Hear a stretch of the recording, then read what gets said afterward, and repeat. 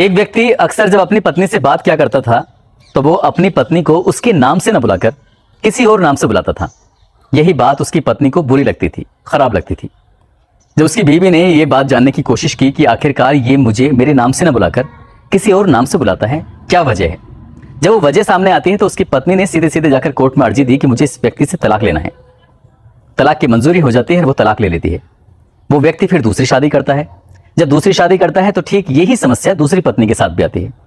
दूसरी पत्नी को जो बुलाया करता था तो दूसरी पत्नी भी उसके नाम से ना बुलाकर किसी और नाम से बुलाता था, तो वो नाराज होती थी। कुछ दिन के बाद दूसरी पत्नी भी तलाक लेती है और अपने घर चली जाती है।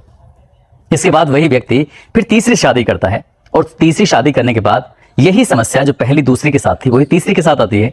तो तीसरी पत्नी भी उससे तलाक लेकर अपने घर चली जाती है, मायके चली जाती है।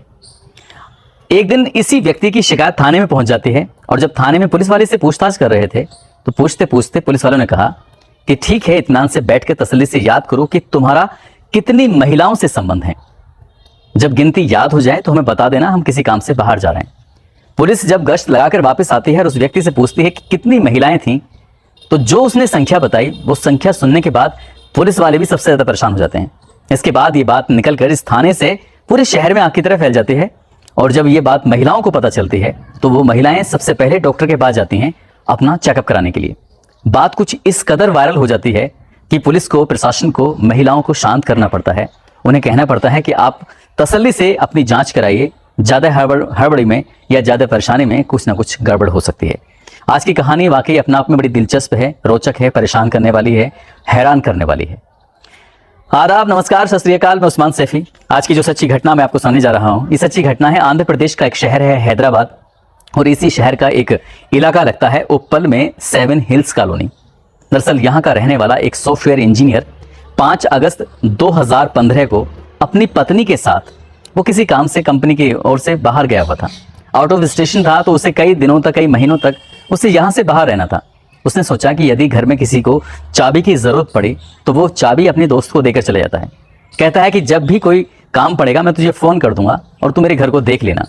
बस अपने दोस्त को वो मैसेज देके जाता है और उसके बाद यहाँ से सीधा चला जाता है।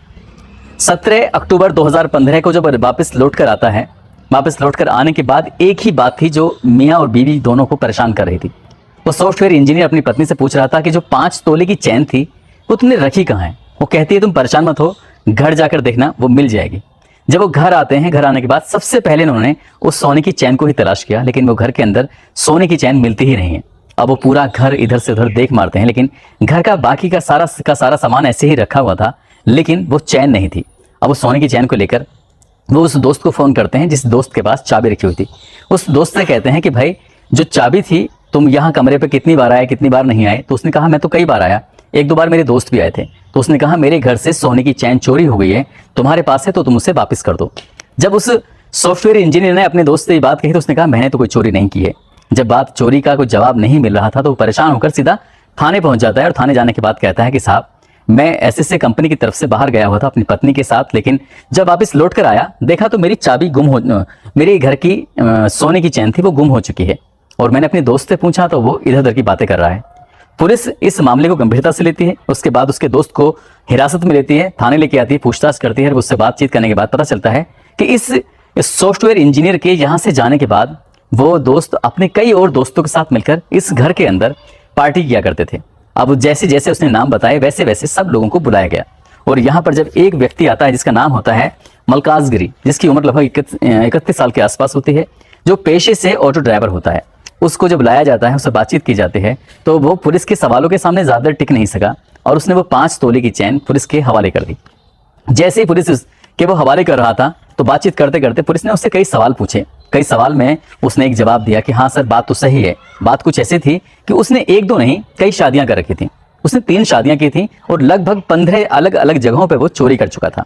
पुलिस ने इसी राज के बारे में जब जानने की कोशिश की तो जो उसने अगली बात बताई थी उसको सुनने के बाद पुलिस वाले हैरान हो जाते हैं, परेशान हो जाते हैं, सोच में पड़ जाते हैं कि वो कितना शातिर किस्म का इंसान था। दरअसल मलकाज की आदत थी, वो ऑटो ड्राइवर तो था ही, लेकिन अलग अलग रेड लाइट एरिया में जाने के बाद महिलाओं के साथ संबंध बनाया करता था और संबंध बनाते बनाते उनके साथ रहना, उनसे बातचीत करना, उनके नजदीकियां बढ़ाना उसकी आदत में आ चुका था।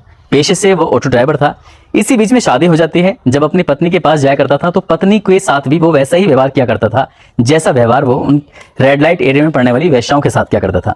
पहली शादी छूट जाती है, शादी दूसरी और तीसरी, तीनों शादियां उसकी टूट जाती हैं, लेकिन उसने ये वेश्याओं के पास जाने आने में कोई कसर नहीं छोड़ता था, फिर भी उनके पास आता जाता था पत्नियों के छूटने के बाद भी। एक दिन उसकी सेहत गिर जाती है और वो बीमार होने लगता है। जब बीमार हो रहा था तब उसे डॉक्टर ने कहा कि तुम्हें कुछ चेकअप कराने हैं और जब चेकअप तुम्हारे आ जाएं तो उसकी रिपोर्ट मुझे दिखाना।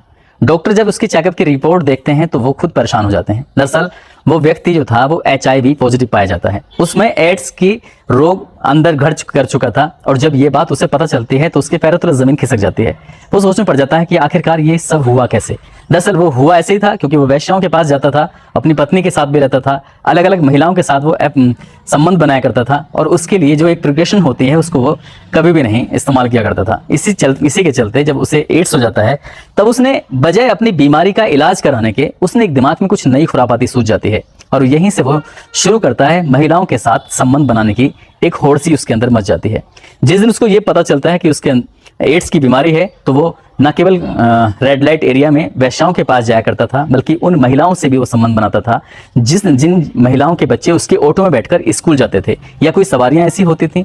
महिला यात्रियों को खासकर वो निशाना बनाकर इस तरह से कई महीने से लगातार इसका एक प्रक्रिया चल रही थी। कई महिलाओं के साथ कई बार वो संबंध बना चुका था। ये सब चल रहा था उसके बीच में और ये एक दिन संख्या लगभग 300 के पार पहुंच जाती है। और जैसे ही संख्या 300 के पार पहुंचती है और सोने की चैन गायब होने के बाद ये बात पुलिस को पता चलती है और पुलिस के माध्यम से यही बात जब मीडिया को पता चलती है और मीडिया में जब खबर ये सुर्खियों में आती है तो उस ऑटो वाले का नाम मिल्काज गिरी बहुत तेजी के साथ सुर्खियों में आता है और वो सारी की सारी महिलाएं उसको लेकर परेशान हो जाती हैं जिन महिलाओं के साथ उसकी दोस्ती थी, जिन महिलाओं के साथ उसके शारीरिक संबंध बने थे। उसके बाद फिर डॉक्टर के पास महिलाओं का एकदम से रेला जाने लगता है क्योंकि ऐसी जो वेश्याएं थीं जिनसे अन्य पुरुष भी संबंध बनाया करते थे और अन्य पुरुष जो संबंध बनाया करते थे वो पुरुष अपने घर की महिलाओं के पास जब जाते थे तो कहीं ना कहीं महिलाएं अपने पति को भी शक की नजरों से देखने लगी और पुरुष भी अपनी महिलाओं को शक की नजरों से देखने लगी। खासकर ऐसी महिलाएं ज्यादा परेशान थीं जो अपने पति के अलावा और अन्य पुरुषों के साथ संबंध बना रही थी। बड़ी संख्या में जब इस तरह से महिलाएं अपना HIV का चेकअप कराने लगी तब ये प्रशासन में हड़कंप जैसी स्थिति हो जाती है और इसके बाद फिर प्रशासन अपील करता है कि तुम लोग शांति बनाए रखो, जो भी है इसका इत्मीनान के साथ आप उपचार कराइए, इलाज कराइए। इसमें इतना परेशान होने वाली बात नहीं थी क्योंकि पुलिस वाले उन्हें परेशान होते देख क्योंकि शहर का माहौल भी बिगड़ सकता था, इसलिए उन्होंने उन्हें शांत करने की किसी तरकीब से कोशिश की और महिलाएं शांत हो जाती हैं। हालांकि इन कितनी महिलाओं को एड्स की बीमारी पाई गई थी, उनका रोग पॉजिटिव पाया गया था, इसके आंकड़े निकल कर नहीं आते हैं। लेकिन आज तक की रिपोर्ट जो कहती है वो 300 महिलाओं की ही पॉजिटिव रिपोर्ट बताती है कि 300 महिलाओं को ये रोग पाया जाता है। दोस्तों, इस पूरे घटनाक्रम को सुनाने का उद्देश्य किसी को परेशान करना नहीं है, किसी का दिल दुखाना नहीं है, बल्कि आपको जागरूक करना है, आपको सचेत करना है। और ऐसे काम तो बिल्कुल ना करें जिससे आपका खुद का भी परिवार बिगड़े और किसी दूसरे का भी परिवार बिगड़े। जो काम इस ऑटो ड्राइवर ने किया था वो वाकई अपने आप में बहुत भयानक होता है। उसे कुछ बीमारी लग गई थी तो वो उसकी खुद की लापरवाही की वजह से लगी थी, ना कि किसी और की लापरवाही की वजह से लगी। और उसने अपनी इस गलती को बजाय सुधारने के दूसरी महिलाओं के साथ वही सब करना शुरू कर दिया। वो बीमारी जो खुद के अंदर थी वही बीमारी उसने दूसरी महिलाओं के अंदर भी देनी शुरू कर दी। जाते जाते आज कुछ लोगों के जन्मदिन है, जिसमें दीदार सिंह है पंजाब से, अनुराग पाल है रीवा से, किंजल साहू हैं, आज इनके जन्मदिन है। इनको जन्मदिन की बहुत सारी शुभकामनाएं, बहुत बहुत मुबारकबाद। साथ ही कुछ लोगों ने नाम लेने की अपील की थी, जिसमें दिवाकर, मिथिलेश, तुलसीदास, शाम मोहन, बादशाह खान, जगदीश सिंह, शहरोज, इमरान, इरशाद खान, अनीता शर्मा, ओम तोमर, नावेद खान, मदन राजपूत, प्रियंका, शिवांश सिंह, कुलदीप श्रीवास्तव, मोहम्मद उजैर, मोहम्मद अलीम, सुमन रानी, कविता वर्मा, लालू प्रसाद यादव, अनवर अली, अकरम सैफी, अंसार खान, सुनीता चौधरी, आज़ाद खान, इन लोगों ने नाम लेने की अपील की थी। आप सब लोग अपना ख्याल रखें, सुरक्षित रहें। जय हिंद, जय भारत।